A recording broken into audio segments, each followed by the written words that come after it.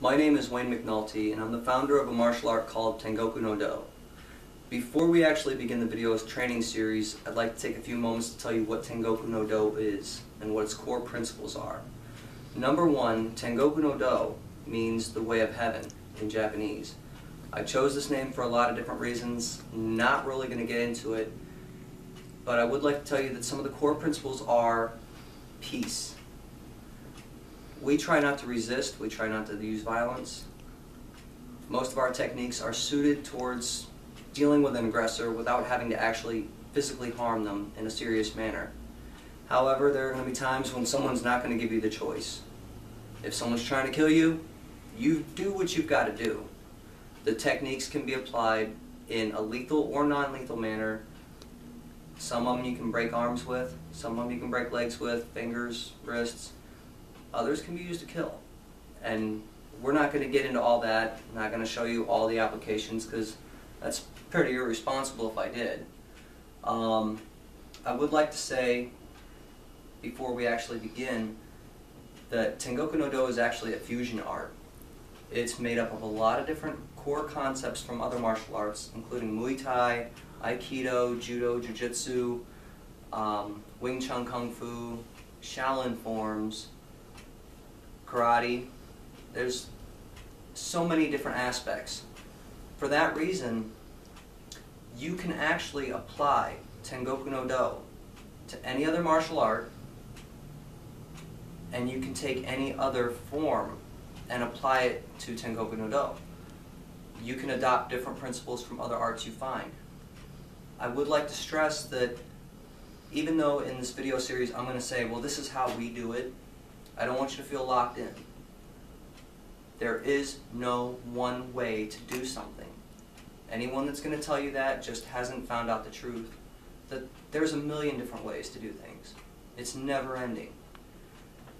If you lock yourself into the idea of there's only one way to do something, if you find someone who can deal with that way, you're in trouble. Don't limit yourself like that. Explore the other options. Take the time to study. It's very, very important. Now, most of what we're going to show in this video series is self-defense. And these self-defense motions are meant to be very, very simple, very easy for you to do.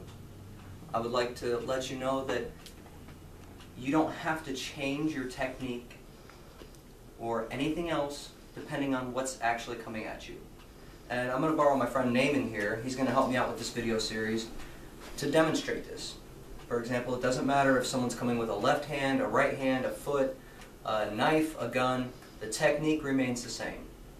And you can change it to suit how you feel at the moment, where your hand position is, anything like that. So don't feel like you're locked into doing it one way. Explore. In order to demonstrate this idea, I'm going to start off with a technique called iriminage, which is derived from Aikido. I love this technique. It flows so seamlessly for pretty much any kind of attack. First we're going to do empty hand, and Naaman's going to strike with his right. Right here, I just pass the arm, step past, and I turn. Now, if Naaman were to come with his left hand, the technique is going to stay the same. Watch the outcome. It's going to change slightly.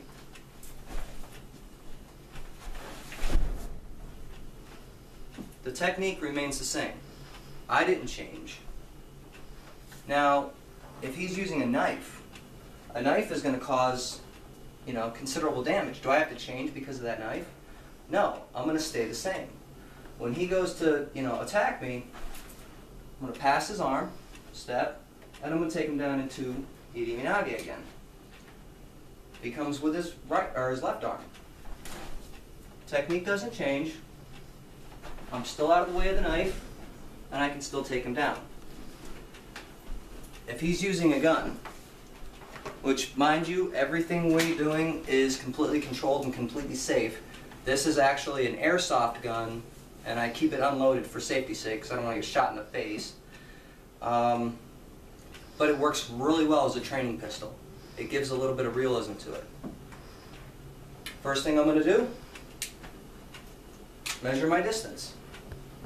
If he's this far away, there's nothing I can do. If he's closer to me, I'm going to cut the angle, and I'm going to take him down into a suitable technique. Just because he's using a gun doesn't mean my technique's not going to work. It doesn't matter what arm. It doesn't matter if they're holding a weapon. The technique remains the same. Now, you can practice the same technique a million times in a dojo, and it can work a million times. But if you don't explore the possibility that there are other ways of doing it, in the street, one technique might not work against one guy, especially if they got a great stance, or if they're just moving a little bit differently than the guys you faced in the dojo. Take your time, explore all the possibilities. Don't limit yourself and lock your way into one way of doing things. Thank you.